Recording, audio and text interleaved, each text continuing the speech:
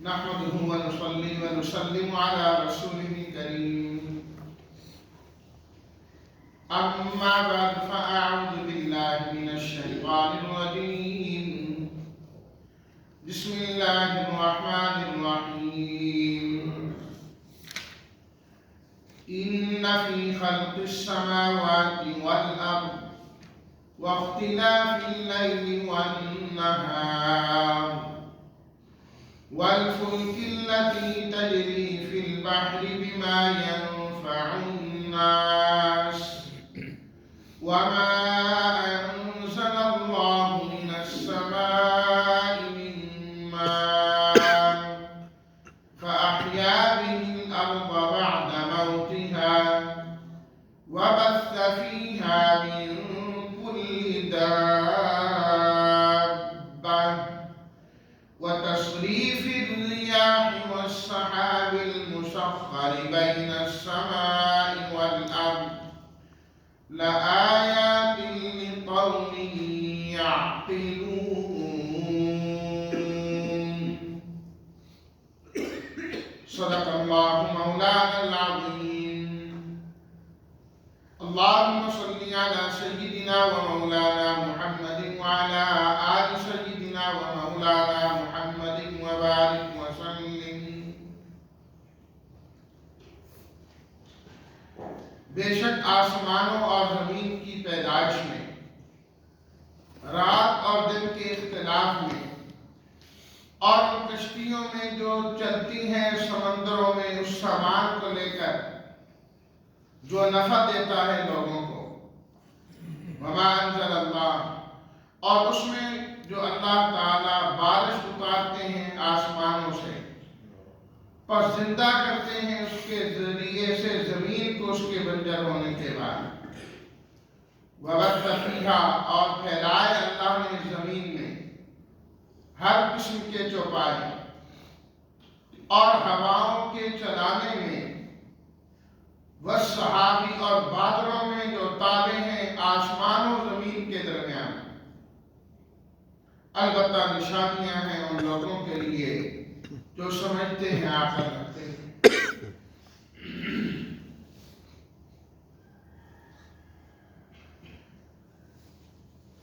اللہ تعالیٰ کی توحید اور وحدانیت کا تذکرہ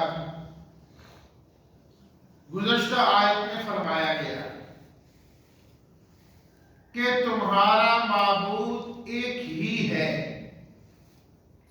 لا الہ الا ہو، اس کے علاوہ تمہارا کوئی بھی معبود نہیں ہے. آج کی پڑھی گئی اس آیت میں اللہ تعالیٰ نے اس کی دلیلیں بیان فرمائی، دلائل کو بیان فرمایا کہ معبود صرف ایک اللہ ہی کیوں ہے، وہ وحدہ لا شریک لہ کیوں ہے. قرآن مجید میں عموماً اللہ تبارک و تعالی 3 طرح کے دلائل بیان کرتے ہیں. دلیل وحی کہ اللہ کی طرف سے یہ آ جائے، دلیل نقلی جو کسی سے نقل کی جائے، گزشتہ کتابوں سے، گزشتہ نبیوں سے منقول شدہ. اور تیسری دلیل ہوتی ہے دلیل عقلی، جس کے اندر ایسی چیزوں کا ذکر کیا جائے جنہیں ہر صاحب عقل شعور سمجھ سکتا ہے. اگر تھوڑا سا غور کرے تو وہ بات اسے اپنی عقل سے ہی سمجھ میں آ جاتی ہے. عقلی دلائل اللہ تعالیٰ نے اس آیت میں بیان فرمائے، اور ان دلائل میں پروردگار عالم نے دلائل مخلوق سے ذکر کیے کہ اگر اللہ کی اس مخلوق پر نظر ڈالو تو اس مخلوق سے تمہیں خالق سمجھ میں آ جائے گا. خالق سمجھ میں آ جائے گا۔ اللہ نے اپنی مخلوقات ہی کے اندر اپنی خالقیت کی، اپنی وحدانیت کی اور اپنی توحید کی دلیلیں قائم کر دی ہیں اور رکھ دی ہیں، اور بار بار اللہ تعالیٰ نے قرآن مجید میں ان دلائل کو بیان فرمایا۔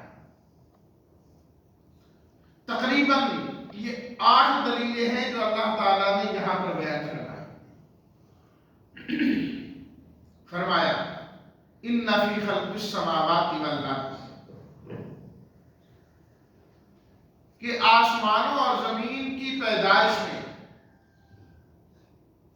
اللہ تعالیٰ کی وحدانیت کی بہت بڑی نشانی ہے۔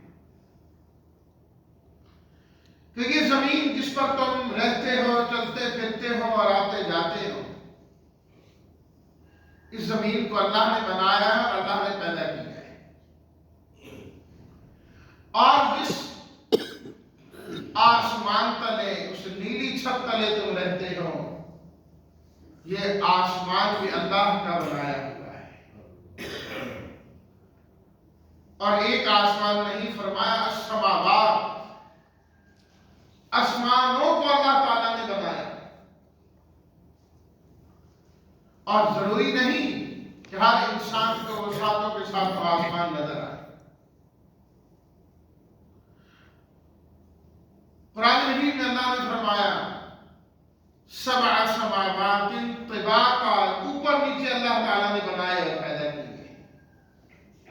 ہم تو جس زمین پر رہتے ہیں، چلتے پھرتے ہیں، ہم تو اس کی حقیقت کو ابھی تک نہیں پا سکے، اسے نہیں معلوم کر سکے کہ اس میں کیا کچھ ہے۔ دن بدن دریافت ہوتا ہی رہتا ہے، خزانے نکلتے ہی رہتے ہیں، اور یہ قیامت کی صبح تک نکلتے جائیں گے۔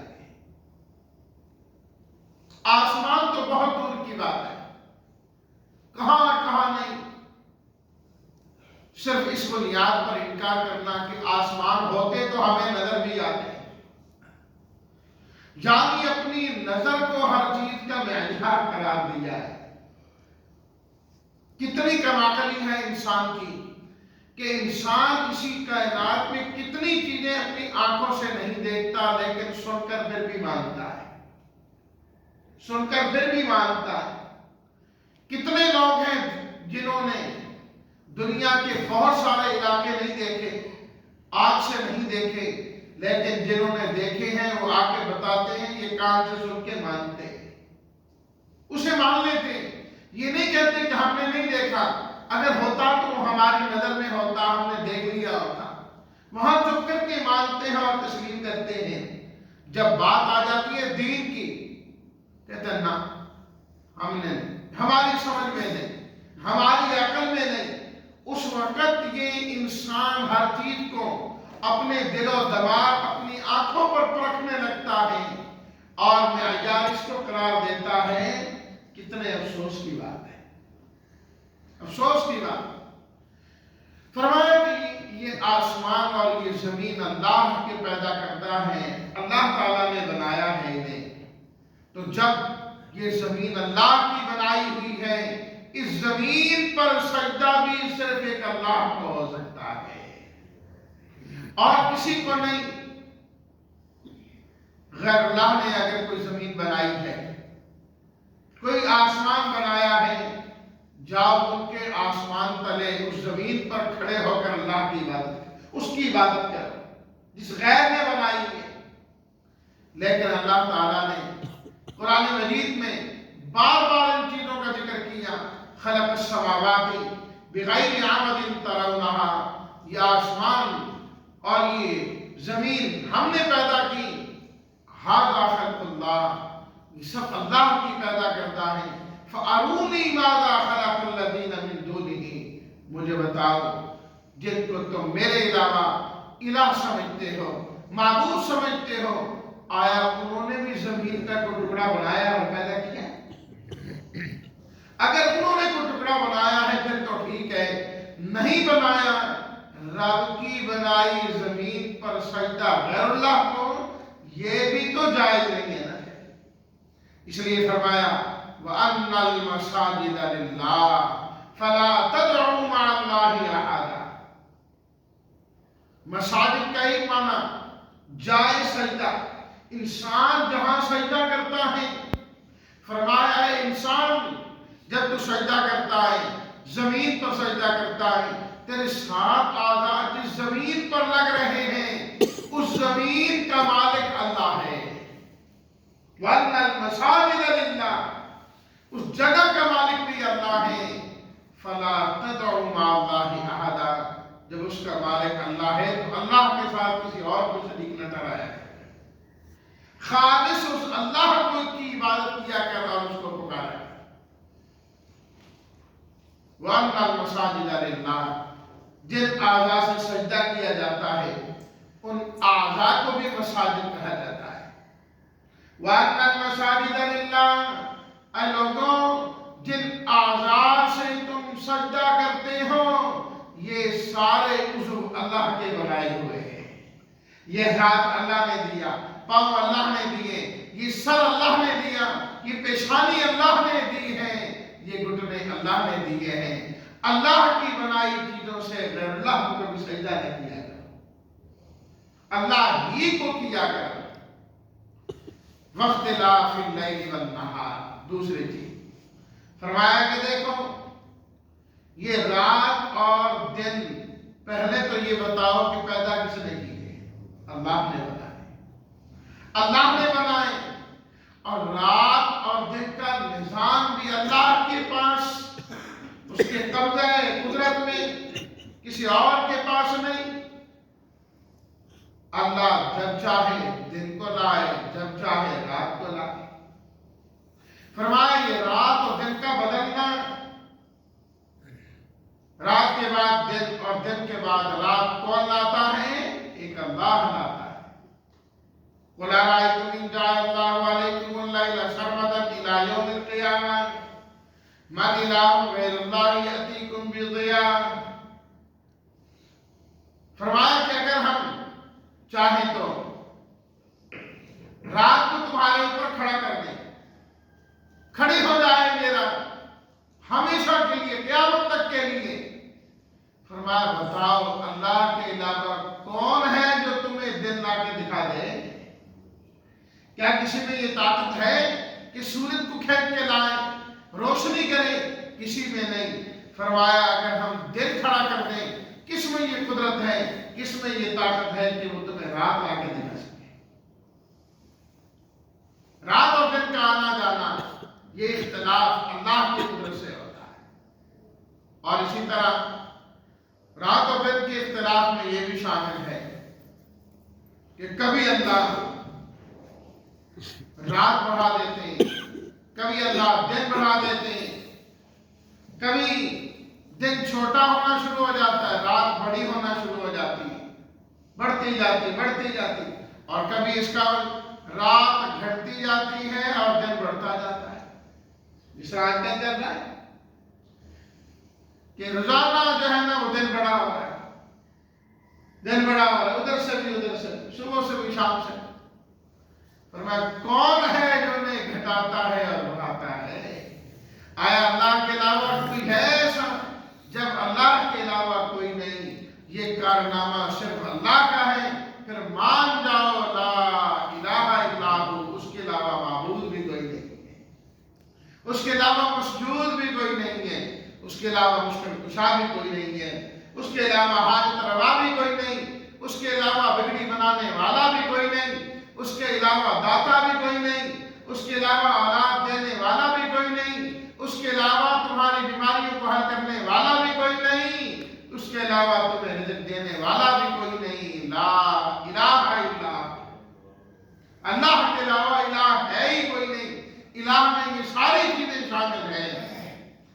وَالْفُلْكِ الَّتِي تَجْرِي فِي الْبَحْرِ بِمَا يَنْفَعُ النَّاسَ، فرمایا کہ ان کشتیوں کو دیکھو جو دریاؤں میں اور سمندروں میں چلتی ہیں۔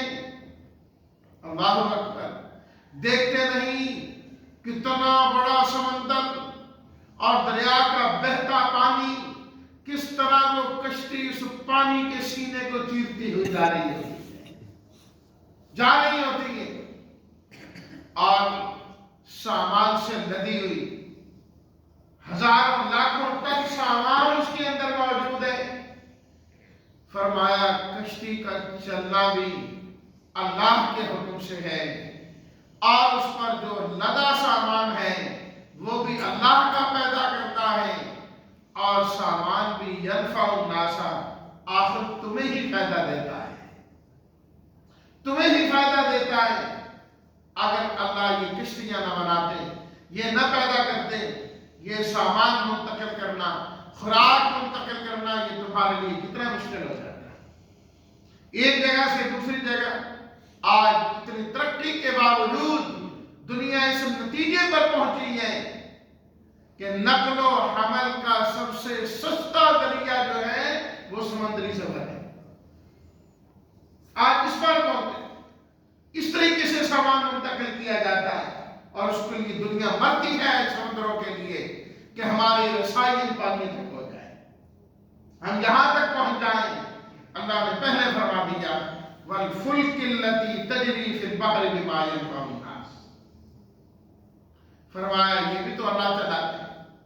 اگر اللہ تعالیٰ چاہیں، سورہ یاسین میں فرمایا وَإِن نَّشَأْ نُغْرِقْهُمْ فَلَا صَرِيخَ لَهُمْ، اگر چاہیں تو ہم ان کشتیوں کو ڈبو دیں، تمہاری تو فریادوں کو سننے والا بھی کوئی نہ ہو، تم پکارتے رہ جاؤ، تمہاری پکاروں کو سننے والا بھی کوئی نہ ہو، الا رحمۃ منا، یہ سب ہماری رحمت سے نقل و حرکت ہو رہی، آنا جانا ہو رہا ہے۔ اللہ اکبر۔ اور سورہ یونس میں فرمایا اے لوگوں، جب تم ان کشتیوں پر بیٹھتے ہو اور یہ کشتیاں تمہاری بھنوروں میں پھنس جاتی ہیں، بتاؤ اس وقت کس کو پکارا کرتے ہیں؟ کون یاد آتا ہے تمہیں؟ اے مشرکو، تمہیں بھی اپنے کو بھول جاتے ہیں، وہاں ایک دوسرے کو کہتے ہو اوے غیر اللہ کو نہ پکارنا، یہاں کی پکار سننے والا ایک اللہ ہے۔ دعوا اللہ مخلصین لہ الدین، اللہ کو پکارتے ہو، خالص اسے پکارتے ہو، سب کو بھول جاتے ہو۔ اور آج کا مشرک ہے کہ ان کشتیوں کو چلاتے ہوئے بھی غیر اللہ کو پکارتا ہے، غیر اللہ کو پکارتا ہے۔ افسوس، ہم نے اپنے کانوں سے خود دیکھا کشتیاں دریاؤں میں جا رہی ہیں اور غیر اللہ کو پکارا جاتا ہے، اور اس وقت کا جو مشرک تھا وہ غیر اللہ کو نہیں پکارتا تھا، اس کا عقیدہ یہ تھا کہ کشتیاں چلانے والا صرف ایک اللہ ہے۔ وَالْفُلْكِ الَّتِي تَجْرِي فِي الْبَحْرِ بِمَا يَنفَعُ النَّاسَ وَمَا أَنزَلَ اللَّهُ مِنَ السَّمَاءِ مِن مَّاءٍ۔ ایک جملے پر رکنے کا دل تو کرتا ہے، لیکن کیا کریں، وقت کا دامن بھی بہت تنگ ہوتا ہے۔ وَمَا أَنزَلَ اللَّهُ مِنَ السَّمَاءِ مِن مَّاءٍ، فرمایا کہ اللہ کی قدرت کی نشانی یہ بھی تو ہے نا کہ اللہ نے تمہارے لیے بارشوں کا نظام بنایا، پورا نظام۔ فرمایا دیکھتے نہیں کہاں سمندر، کہاں ان کا پانی، کس طرح اللہ تعالیٰ ہواؤں کے ذریعے سے بادلوں کو تمہارے تک پہنچاتے ہیں۔ وہ کڑوا پانی، وہ نمکین پانی جو سمندروں میں ہے، اللہ کس طرح فلٹر کر کے میٹھا کر کے تمہیں عطا فرما دیتے ہیں۔ میٹھا پانی تم پیتے ہو۔ افرأیتم الماء الذی تشربون انتم انزلتموہ من المزن ام نحن المنزلون، فرمایا جو پانی تم پیتے ہو، کبھی تم نے سوچا بادلوں سے یہ تم اتارا کرتے ہو یا ہم اتارا کرتے ہیں؟ لو نشاء جعلناہ اجاجا، اگر ہم چاہیں تو اس پانی کو کڑوا نمکین کر دیں، فلولا تشکرون، میٹھا پانی پی کر اللہ کا شکر کیوں نہیں کرتے؟ شکر بھی تو کیا کرو، میٹھا پانی پی رہے، اللہ تمہیں پلا رہے ہیں، اللہ تمہیں دے رہے ہیں، ورنہ تم کبھی بھی ساری دنیا کی چینی سمندر میں ڈال دو، میٹھا نہیں ہو سکتا، میٹھا نہیں ہو سکتا۔ فَأَحْيَا بِهِ الْأَرْضَ، اور پھر اللہ نے بارش کی صورت میں کس طرح تمہیں قطرے قطرے کر کے اللہ نے پانی دیا، تمہارے گھروں میں پہنچایا، تمہارے چھتوں پر پہنچایا، تمہاری فصلوں کو پہنچایا، درختوں کو پہنچایا، درختوں کے ایک ایک پتے پر پہنچایا اللہ کو، اور پہنچا کر احیا بہ الارض، بنجر زمینوں کو اللہ نے آباد کر دیا۔ وہ بنجر زمین اکثر زمین کا حصہ وہ ہے جو بارانی ہے، بارش ہوتی ہے تو اس میں سبزہ اگتا ہے اور گندم ہوتی ہے اور سب چیزیں ہوتی ہیں۔ وَبَثَّ فِيهَا مِن كُلِّ دَابَّةٍ، فرمایا کہ اس دنیا کے اندر اللہ تعالیٰ نے جانوروں کا نظام بھی رکھا ہے، پوری کائنات میں اللہ تعالیٰ نے ان جانوروں کو پھیلایا، تمہارے لیے رزق بنایا، سامان کی منتقلی کا ذریعہ بنایا، اور کتنے فوائد اللہ نے ان جانوروں کے اندر جو ہے تمہارے لیے رکھے ہیں۔ وَلَكُمْ فِيهَا جَمَالٌ حِينَ تُرِيحُونَ وَحِينَ تَسْرَحُونَ، فرمایا کھانے کا مزہ اپنی جگہ میں، اس کا فائدہ اپنی جگہ میں، سواری کا اپنی جگہ میں۔ فرمایا خوبصورت جانور پلا ہوا جب دروازے پر بندھا ہوتا ہے تو وہ بھی تو کتنا خوبصورت لگ رہا ہوتا ہے، اس کی بھی تو ایک اپنی خوبصورتی ہے نا۔ وَتَصْرِيفِ الرِّيَاحِ، فرمایا کہ اللہ ان ہواؤں کو چلاتے ہیں پوری کائنات میں، اگر یہ ہوائیں بند ہو جائیں انسان کا زندہ رہنا مشکل ہو جائے، گرمیوں میں حبس ہو جائے تو کیا عالم ہوتا ہے؟ جانور تو جانور، انسان بھی منہ کھول کے پھرتے ہوتے ہیں، سانس نہیں، بڑی حبس ہو گئی جی، بڑی حبس ہو گئی۔ وہ تصریف الریاح، یہ ان ہواؤں کو چلانا، بارشوں سے پہلے چلانا، بارش الگ نعمت ہے، ٹھنڈی ٹھنڈی ہوائیں الگ نعمت ہے، وہ آپ کی خبر دیتی ہیں۔ والسحاب المسخر بین السماء، فرمایا اس بادل کو دیکھو جو آسمان و زمین کے درمیان معلق ہے، نہ زمین پر ہے نہ آسمان پر ہے، نہ ادھر جڑا ہے نہ ادھر جڑا ہے، پانی زمین پر چل رہا ہے، بادل آسمان و زمین کے درمیان چلتا جا رہا ہے، چلتا جا رہا ہے، چلتا، اور یہ خود نہیں جاتا۔ فرمایا کہ اس کا بھی ایک پورا نظام ہے، فرشتے ہیں، اللہ جہاں حکم دیتے ہیں وہ بادل کو ہانک کے وہاں لے جاتے ہیں، وہاں جا کے بارش ہوتی ہے۔ لآیات، فرمایا ان چیزوں میں بڑی نشانی ہیں، یہ تو تھوڑا تھوڑا میں نے بیان کیا۔ لآیات، فرمایا بہت ساری نشانیاں ہیں، لقوم یعقلون، لیکن سمجھ ان کو آئے گی جن میں عقل ہے، سمجھ ہے، غور و فکر ہے۔ جس کو سمجھ آ گئی وہی عقل والا ہے اللہ کے ہاں، اور جسے اتنی واضح نشانیاں بھی سمجھ نہ آئی اس سے بڑا کم عقل اور بے وقوفی کوئی نہیں۔ اس لیے جو مشرک ہوتا ہے، کافر ہوتا ہے، وہ دنیا کا احمق ترین ہوتا ہے، دنیا والے اسے کتنا ہی ذہین کیوں نہ کہیں، سمجھدار کیوں نہ کہیں، لیکن جو اپنے رب کو نہیں پہچان سکا، اللہ نے فرمایا اولئک کالانعام، یہ تو جانوروں کی طرح ہے، خنزیروں اور بندروں کی طرح ہے، بل ہم اضل، فرمایا بلکہ ان سے بھی زیادہ برے ہیں، کیونکہ وہ تو اپنے خالق کو، مالک کو پہچانتے ہیں، انسان کو اتنا دباؤ دیا اپنے رب کو ہی نہیں پہچان سکے۔ لآیات لقوم یعقلون، عقل والوں کے لیے بڑی نشانیاں۔ اللہ ہمیں حقیقی معنی میں عقل والا بنائے اور ایمان والا بنائے، اور اللہ ہمیں توحید خالص نصیب فرمائے، ہر قسم کی شرک سے بچنے والا بنائے۔ وآخر دعوانا ان الحمد للہ رب العالمین۔